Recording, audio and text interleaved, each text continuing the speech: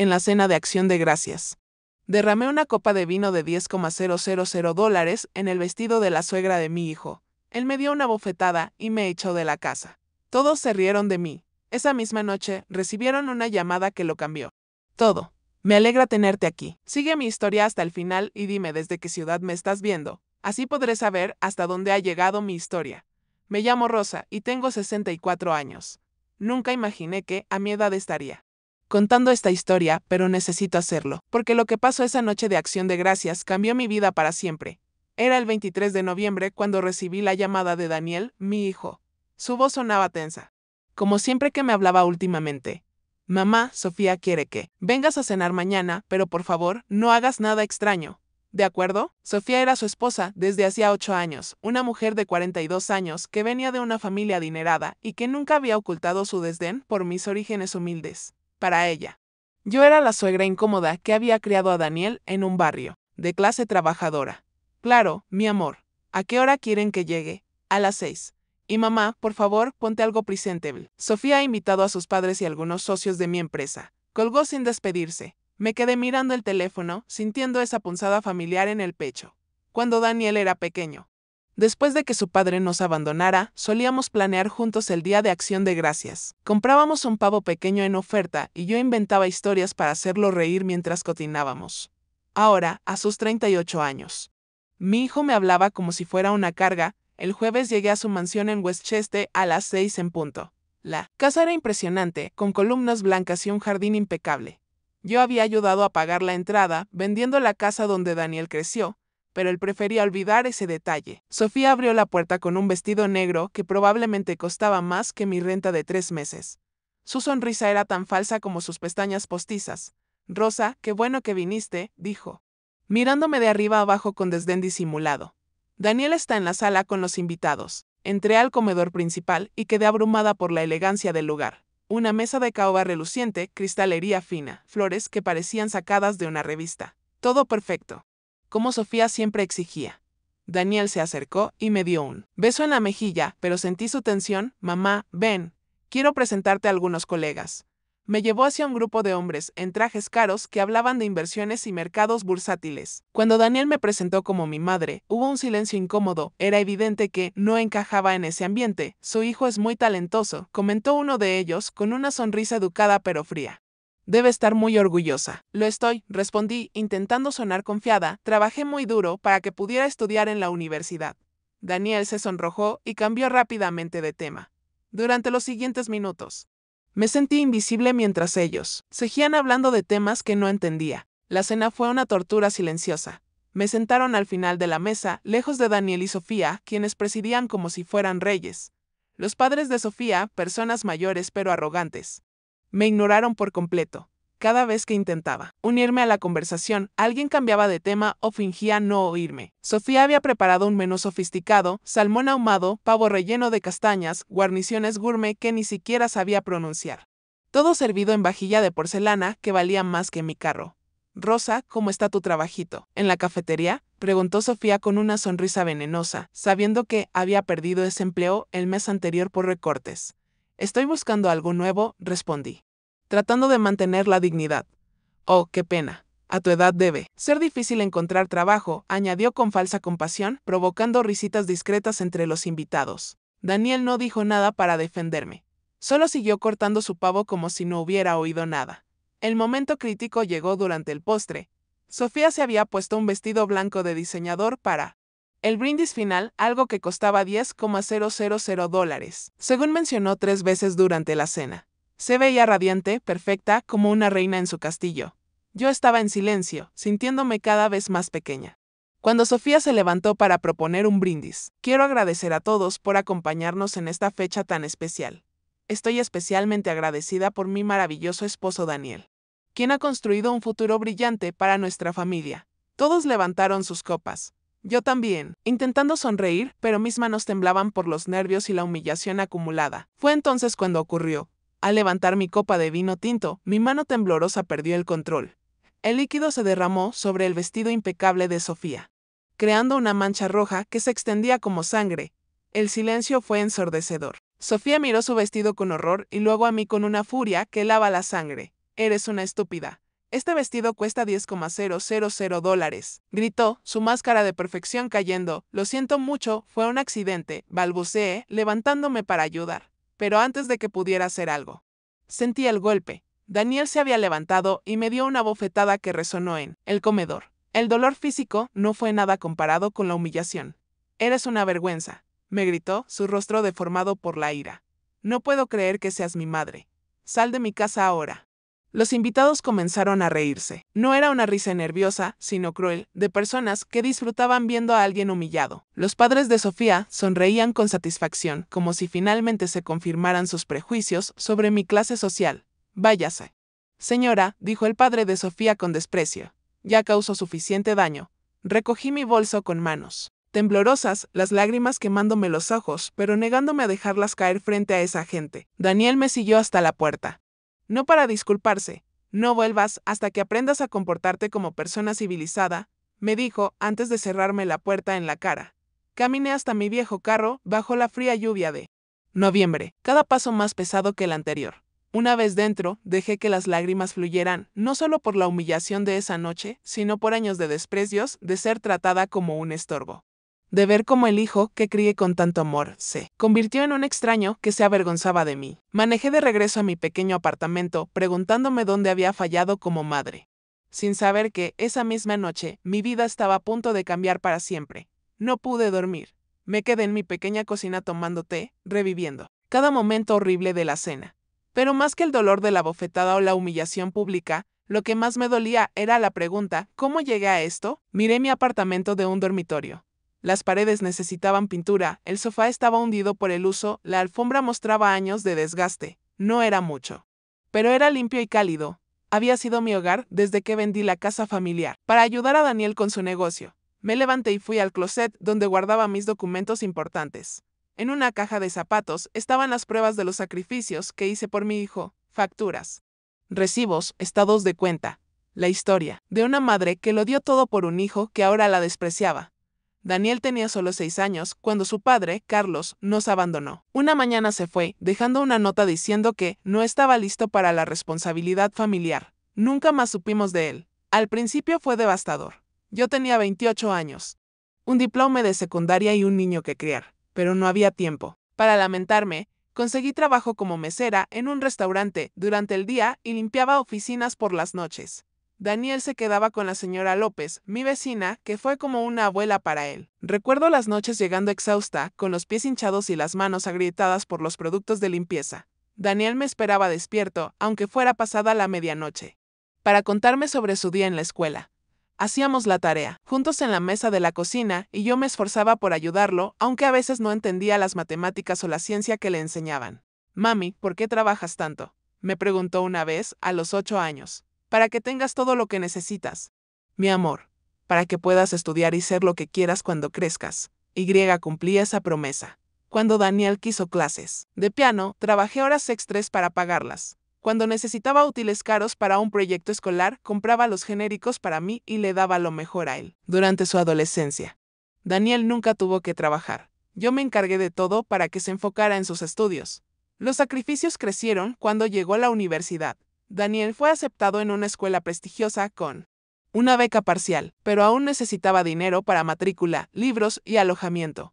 No tenía ahorros suficientes, así que tomé la decisión más difícil, saqué una segunda hipoteca sobre la casa que mis padres me dejaron. Era lo único de valor que tenía. Pero no dudé. Mi hijo merecía esa oportunidad. Trabajé 3 empleos durante 4 años para pagar esa hipoteca y enviarle dinero extra a Daniel para que no pasara necesidades. Veía a sus compañeros con coches nuevos y ropa de marca, y no quería que se sintiera inferior. Así que me endeudé para que tuviera lo mismo. Daniel se graduó con honores en administración de empresas. El día de su graduación manejé 6 horas para estar allí. Ahorré meses para comprarme un vestido presentable y zapatos nuevos. Quería estar a la altura de mi hijo exitoso. Pero cuando llegué, Daniel parecía incómodo. Sus nuevos amigos venían de familias adineradas y yo claramente no encajaba. En la cena de celebración, me sentó en una mesa apartada y apenas me habló. Fue la primera vez que sentí que se avergonzaba de mí. Después de la graduación, las cosas empeoraron. Daniel consiguió un trabajo en una empresa financiera y se mudó a la ciudad. Sus visitas se volvieron esporádicas y cuando venía, siempre tenía prisa. comenzó a hablar diferente, usando palabras que no entendía, mostrando impaciencia. Si no captaba algo de inmediato. Cuando cumplió 30 años, Daniel me dijo que quería iniciar su propio negocio. Necesitaba capital inicial y los bancos no le aprobaban el préstamo. Vino con un plan de negocios que apenas entendí. Mamá, esta es mi oportunidad de hacer algo grande. Pero necesito tu ayuda una última vez. Sin pensarlo, vendí la casa, era lo único de valor que me quedaba. Pero Daniel era mi único hijo. Mi única familia. El dinero de la venta le dio el capital para abrir su empresa de consultoría financiera. Me mudé a este pequeño apartamento y tomé un trabajo de medio tiempo en una cafetería. Ya tenía 59 años y mis opciones laborales eran limitadas, pero no me importaba. Veía a Daniel prosperar y me sentía orgullosa de haberlo hecho posible. Fue entonces cuando conoció a Sofía en una conferencia de negocios. Ella trabajaba en relaciones públicas para empresas de alto perfil, venía de una familia rica de Connecticut y había estudiado en escuelas privadas toda su vida. Desde que la conocí, supe que me veía como inferior. La primera vez que me invitó a cenar, me preguntó si sabía usar los cubiertos correctos. Durante la cena, corrigió mi postura, mi forma de hablar, mis modales.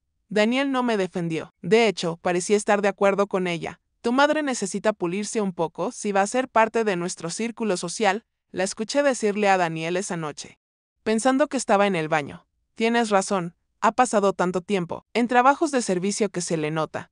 Sus palabras dolieron más que cualquier bofetada. Mi propio hijo hablaba de mí como si fuera una vergüenza que necesitaba arreglarse. Durante los 8 años de su matrimonio, fui gradualmente excluida de sus vidas.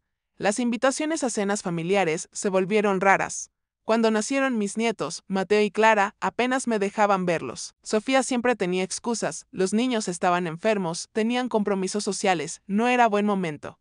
La ironía era que su vida de lujo fue posible gracias a mis sacrificios. La casa, el negocio, las escuelas privadas de los niños. Todo comenzó con el dinero de la venta de mi casa familiar, pero ellos preferían olvidar ese detalle. Ahora, sentada en mi cocina a las 3 de la madrugada, revisando facturas y recibos que documentaban años de sacrificio, me di cuenta de algo doloroso. Había criado a un hijo que se avergonzaba de sus orígenes, que veía mi amor como una debilidad y mis sacrificios como algo vergonzoso. Me serví otra taza de té y miré por la ventana hacia la madrugada gris. Mañana tendría que buscar otro trabajo, continuar con mi vida pequeña y silenciosa, pero por primera vez en años. Me preguntaba si valía la pena seguir luchando por una relación con un hijo que deseaba que desapareciera de su vida. No sabía que, en menos de 12 horas, todo cambiaría de una manera que nunca imaginé. El viernes amaneció gris y frío. Igual que mi estado de ánimo, me levanté a las 6, aunque ya no tenía trabajo al que ir.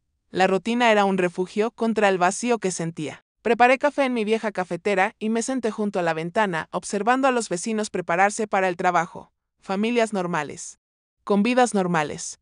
Me pregunté si alguna madre había pasado por lo que viví la noche anterior. Sí, alguna había sentido el rechazo de un hijo al que lo dio todo. Mi celular no había sonado en toda la mañana. Parte de mí esperaba, ingenuamente, que Daniel llamara para disculparse, que dijera que actuó bajo presión, que Sofía lo influyó, que en el fondo aún me quería. Pero el teléfono permanecía en silencio, como en los últimos meses, alrededor de las 2 de la tarde. Salí a caminar. Necesitaba aire fresco para alejar mis pensamientos oscuros. El parque cerca de mi apartamento estaba casi vacío por el frío. Me senté en un banco y observé a una anciana alimentando palomas. Se veía tranquila, en paz. Me pregunté si algún día volvería a sentir esa paz. Cuando regresé a casa, eran casi las 5. Había decidido enfrentar la realidad, mi relación con Daniel había terminado. No podía seguir aferrándome a la esperanza de que las cosas cambiaran. Era hora de reconstruir mi vida. De encontrar un propósito que no dependiera de un hijo que ya no me quería. Estaba preparando una cena sencilla cuando sonó el teléfono. Era un número desconocido con código de área de la ciudad. Normalmente no contesto números que no reconozco, pero algo me impulsó a responder. ¿Señora Rosa Martínez? Sí. Soy yo, habla Javier Torres, abogado de la firma Torres y Asociados. ¿Podría confirmar que es hija de María Martínez, nacida María Vargas? Mi corazón se aceleró. Mi madre murió hace 15 años. No entendía por qué un abogado preguntaba por ella. Sí. María era mi madre. ¿Pasó algo? Señora Martínez, necesito informarle sobre el fallecimiento de la señora Isabel Vargas Salazar. Creemos que era familiar suya. El nombre me sonaba vagamente, pero no lo ubicaba. Mi madre rara vez hablaba de su familia. Sabía que tenía parientes lejanos, Pero nunca los conocí. No estoy segura de conocer ese nombre, admití. Señora Vargas Salazar era la tía abuela de su madre, hija del hermano mayor de su bisabuelo.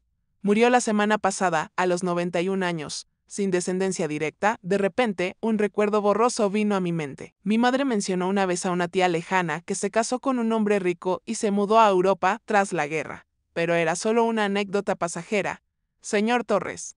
No entiendo por qué me llama. Señora Vargas Salazar la nombró como su única heredera en su testamento, aparentemente. Había estado siguiendo su vida a través de un investigador privado durante años. Las palabras no tenían sentido. Dejé caer el tenedor que tenía en la mano. ¿Perdón? Entiendo. ¿Qué es una sorpresa? La señora Vargas Salazar nunca se casó ni tuvo hijos. Según sus instrucciones. Buscó al único descendiente vivo de su familia en América.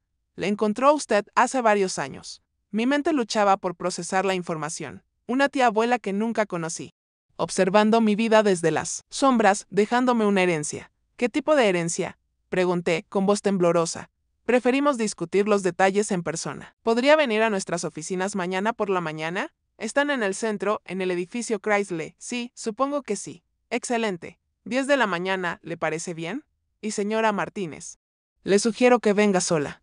Estos asuntos requieren privacidad.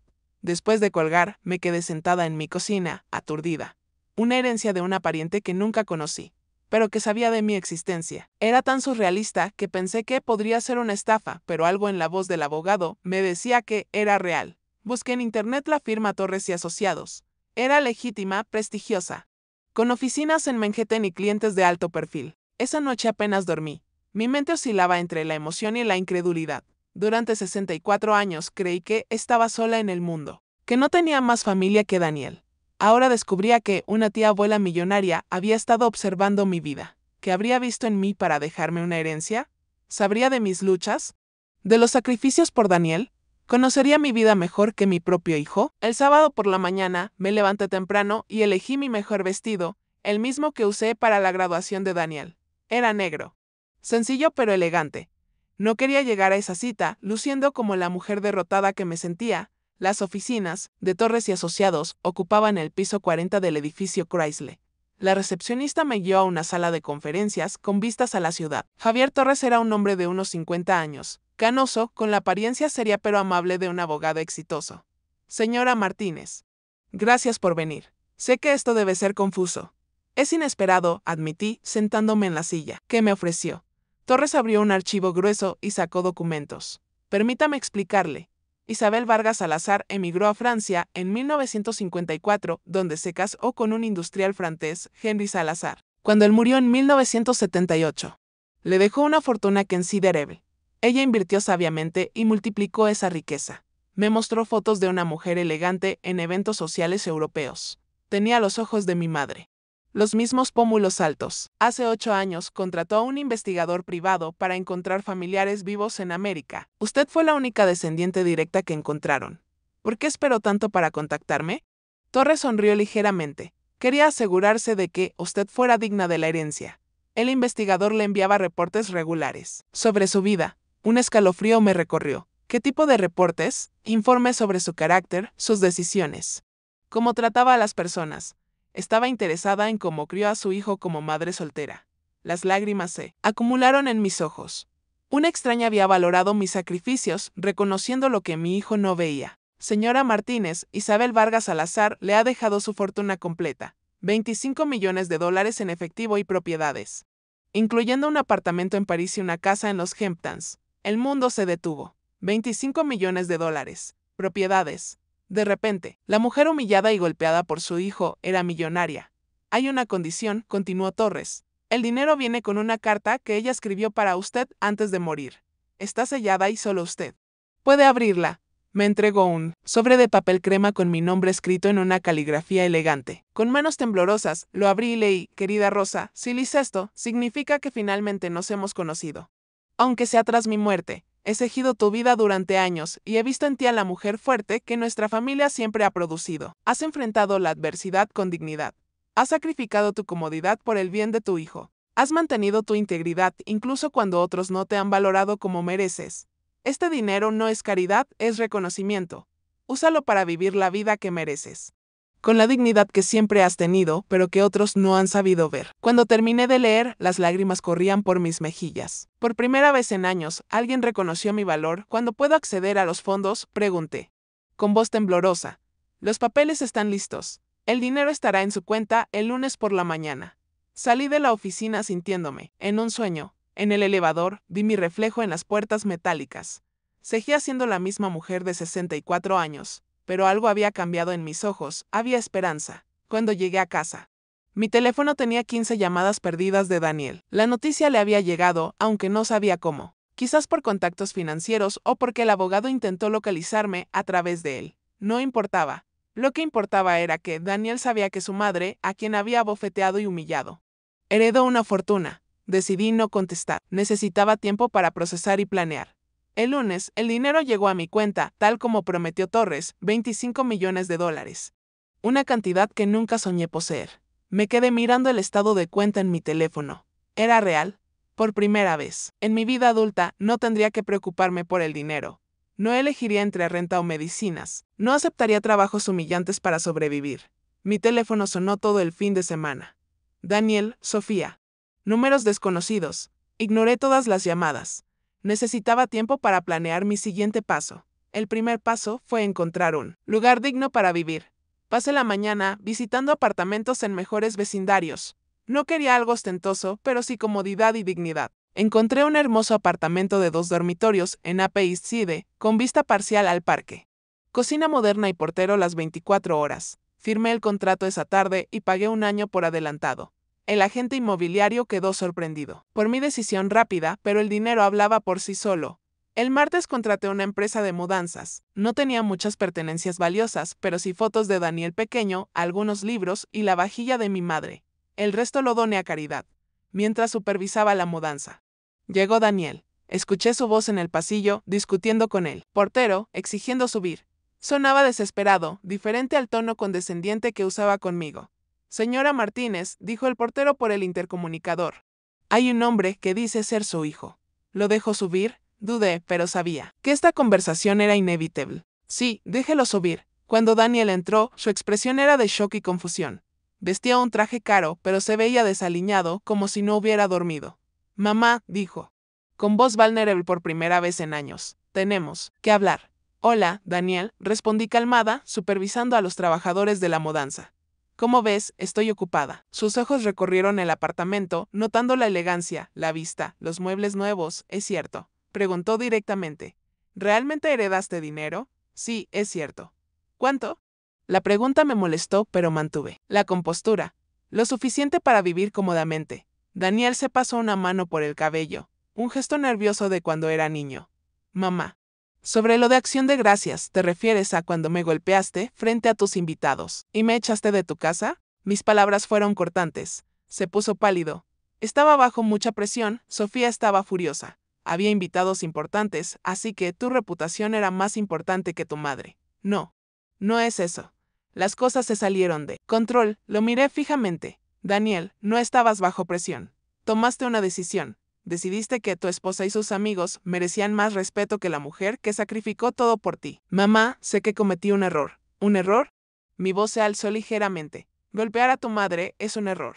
Permitir que tu esposa me humille es un error. Los trabajadores de la mudanza se detuvieron, incómodos. Les indiqué que continuaran. Mira, dijo Daniel, cambiando de táctica, sé que las cosas han estado tensas, pero somos familia. Podemos superar esto. Familia, repetí. Como si la palabra fuera extraña. El jueves me dijiste que era una vergüenza. Me echaste bajo la lluvia tras humillarme públicamente. ¿Dónde estaba la familia entonces? Estaba enojado. No, Daniel. Estaba siendo exactamente quién eres. La herencia no cambió eso, solo te hizo notar lo que perdiste. En ese momento, Sofía apareció en la entrada, con un abrigo de piel y un bolso de diseñador que costaba más que el alquiler de mi viejo apartamento.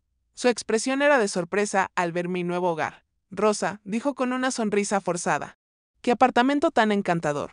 Sofía, respondí sin emoción. Escuché sobre tu herencia. ¡Qué sorpresa tan maravillosa! Maravillosa para mí, sí. Sofía intercambió una mirada con Daniel. Era obvio que venían con un plan ensayado. Rosa continuó con un tono más cálido. Daniel y yo hemos hablado sobre lo de Acción de Gracias. Nos dimos cuenta de que tal vez reaccionamos exageradamente. Tal vez. Lo que quiero decir es que las emociones estaban altas. El vestido costaba mucho y reaccioné sin pensar. Daniel también estaba estresado por el trabajo. La observé con cuidado. Sofía jugaba el papel de nuera arrepentida, pero sus ojos la delataban. Había cálculo en cada palabra. Y, añadió Daniel. Nos encantaría que vinieras a cenar este fin de semana para empezar de nuevo.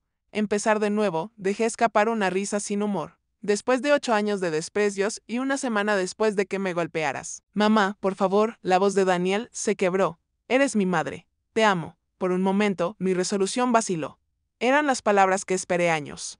Pero recordé la carta de Isabel, has mantenido tu integridad incluso cuando otros no te han valorado como mereces. Daniel, dije suavemente, si me amaras, no habrías esperado a que heredara dinero para recordarlo. Eso no es justo, protestó Sofía, Daniel siempre te ha amado. Solo que el amor a veces se expresa de formas complicadas.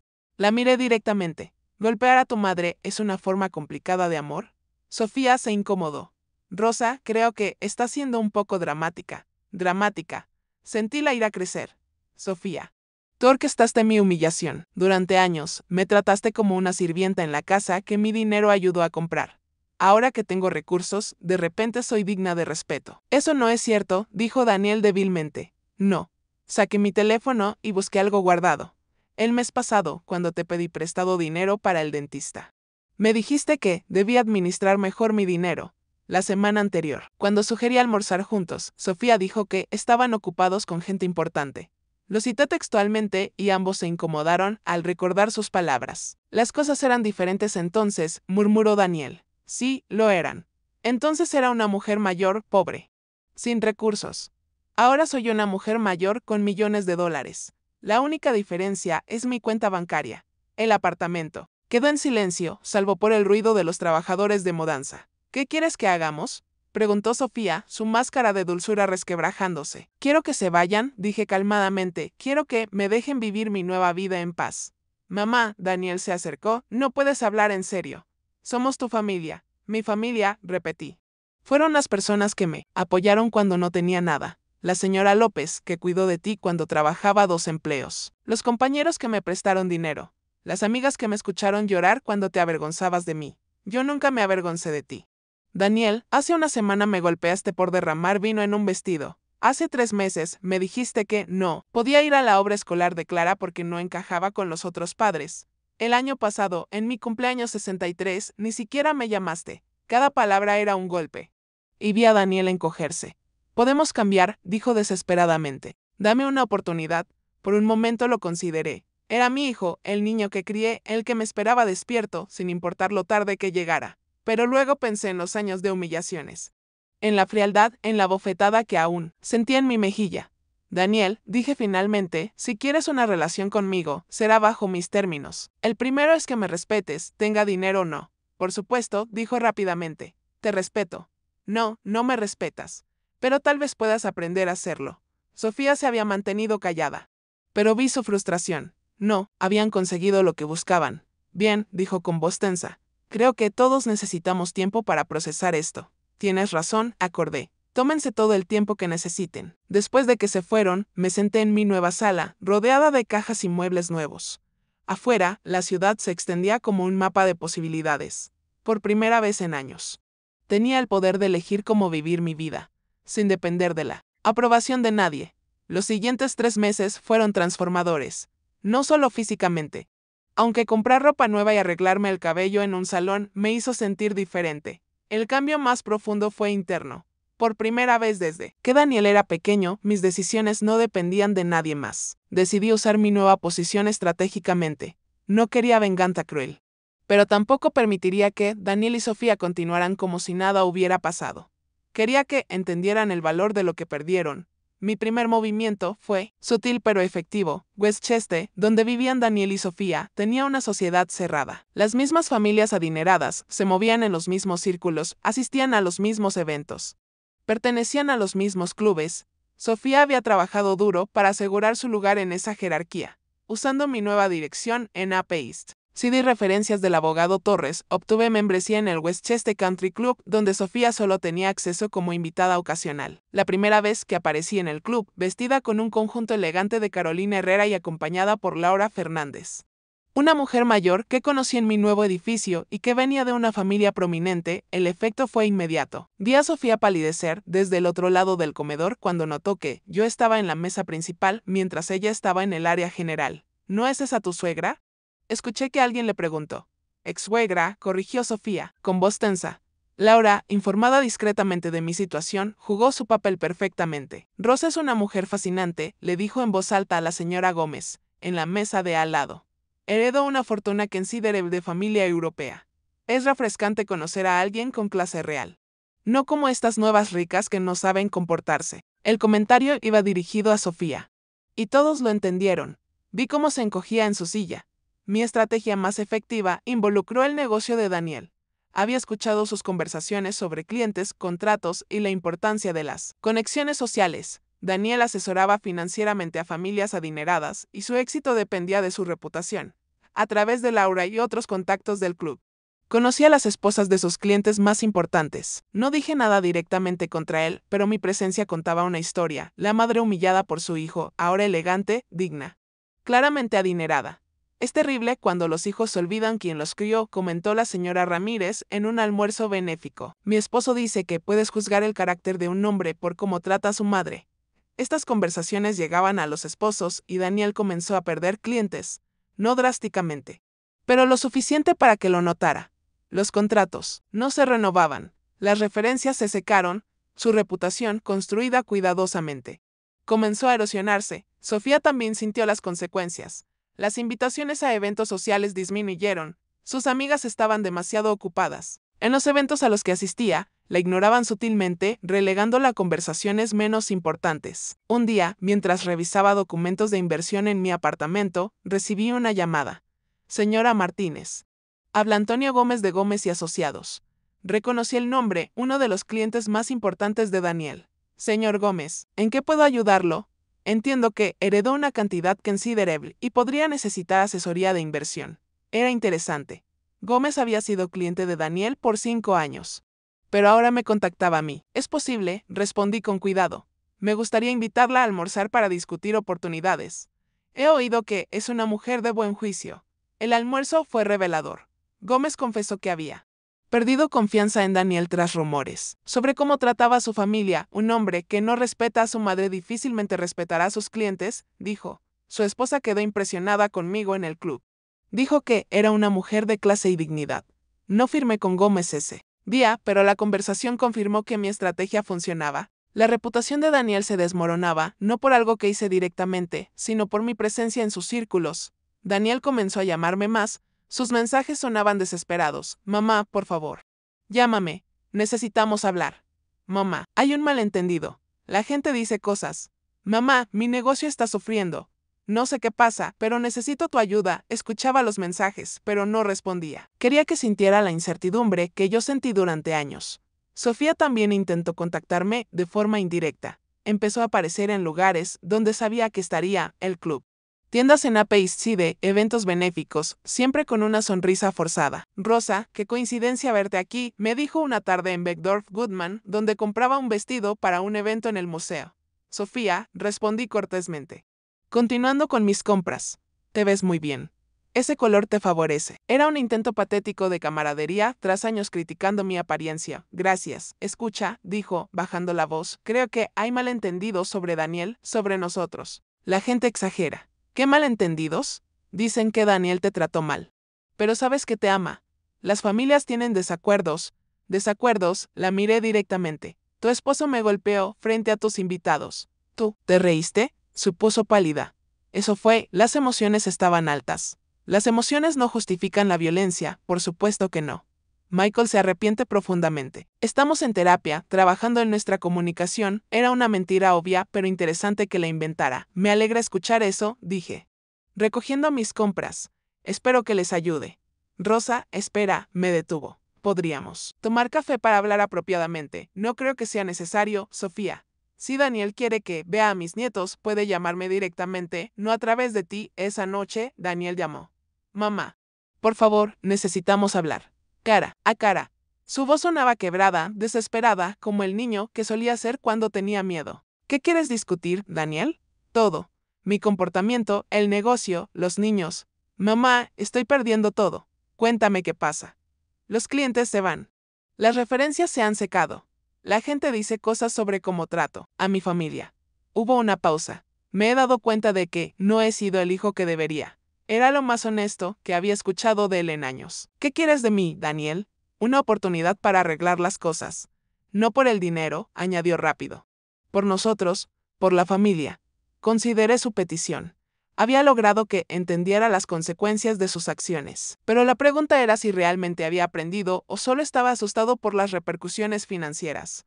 Daniel, dije, si quieres arreglar las cosas, tendrás que hacer más que pedir perdón. Debes demostrar que has cambiado. ¿Cómo? Primero, terapia real. No la mentira que Sofía cuenta. Terapia individual para entender por qué pensaste que estaba bien tratarme así. Está bien. Segundo, quiero una disculpa. Publicar no un anuncio en el periódico, pero que las personas que vieron mi humillación sepan que reconoces tu error. Mamá, esas son mis condiciones, Daniel.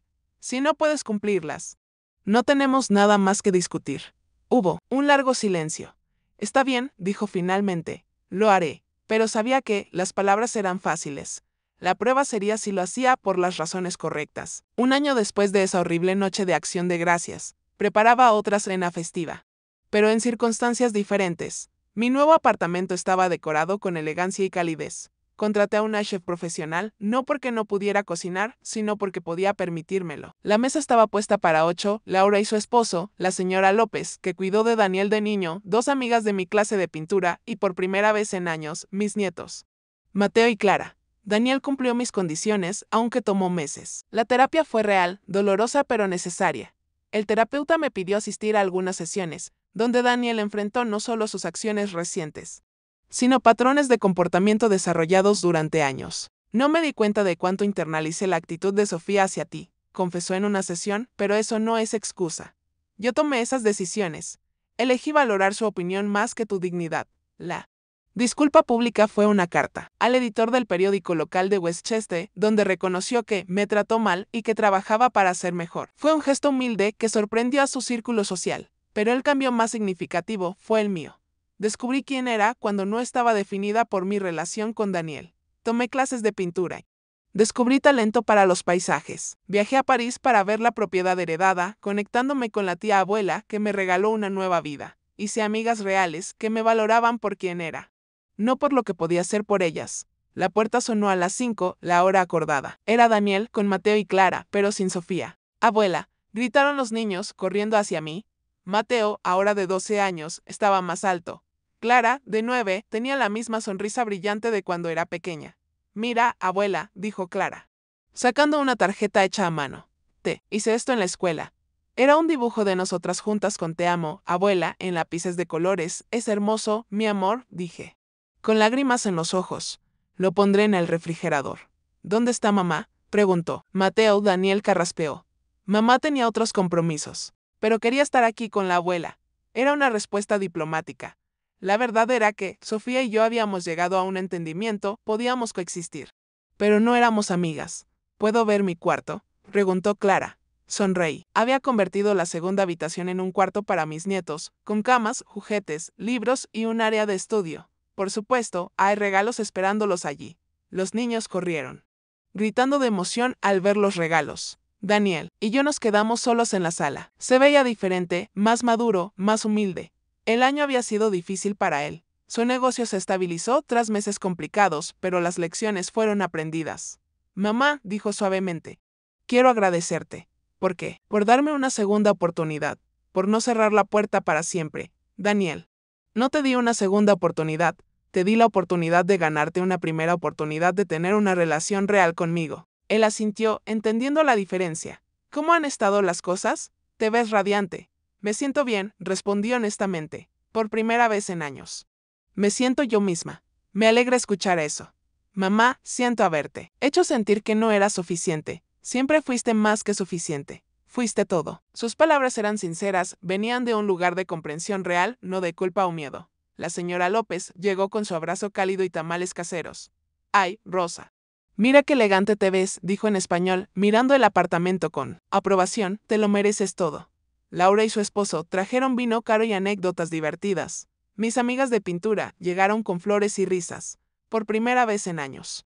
Mi hogar se llenó de conversación genuina, risa real, cariño auténtico. Durante la cena observé a Daniel interactuando con mis invitados. Era educado, cálido, humilde, no había rastros de la arrogancia de antes. Cuando la señora López contó historias de cuando cuidaba de él, escuchó con respeto y gratitud, no con la vergüenza que solía mostrar. Tú fuiste como una segunda madre para mí, le dijo. No sé cómo habríamos sobrevivido sin ti. Era la primera vez que lo oía reconocer públicamente a quienes nos ayudaron. Después de la cena, mientras los adultos tomaban café, los niños me pidieron ver mi nueva pintura. ¿Hiciste esto, abuela?, preguntó Mateo, mirando un paisaje del parque. Sí, he estado tomando clases, es hermoso, dijo Clara, ¿me puedes enseñar? Por supuesto, mi amor. Daniel se acercó, mirando la pintura con admiración. No sabía que tenías este talento, mamá. Hay muchas cosas sobre mí que no sabes, respondí. Sin amargura, estoy descubriendo algunas yo misma. Cuando los invitados se fueron y los niños dormían en su cuarto, Daniel y yo nos sentamos en la terraza con vista al parque. La ciudad brillaba abajo, llena de posibilidades. ¿Puedo preguntarte algo?, dijo. Por supuesto. ¿Alguna vez me perdonarás? Realmente, no solo tolerarme o darme oportunidades por los niños, sino perdonarme. Era una pregunta, difícil, pero merecía una respuesta honesta.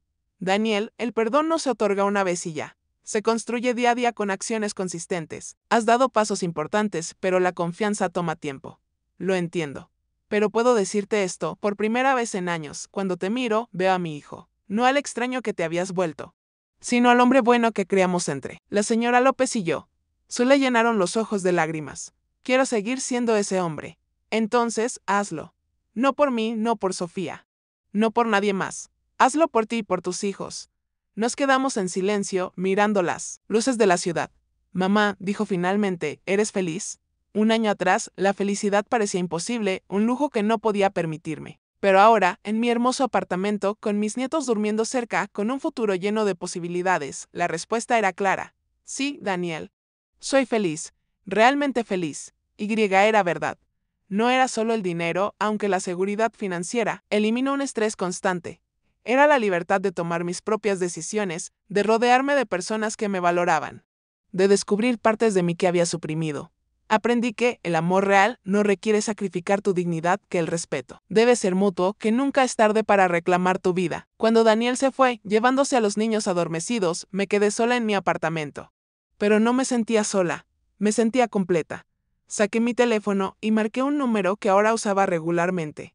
Doctor Ramírez, soy Rosa. ¿Podríamos programar otra sesión la próxima semana? Hay cosas sobre las que quiero trabajar. Porque aprendí que la sanación es un proceso continuo y valorarme a mí misma era el trabajo más importante. Esa noche, antes de dormir, saqué la carta de Isabel y la releí. Has mantenido tu integridad incluso cuando otros no te han valorado como mereces. Este dinero no es caridad. Es reconocimiento. Finalmente entendí lo que quiso decir. La herencia no fue solo dinero, fue permiso para valorarme, para vivir con la dignidad que siempre merecí, pero que me negué a reclamar. Por primera vez en 64 años, era completamente libre.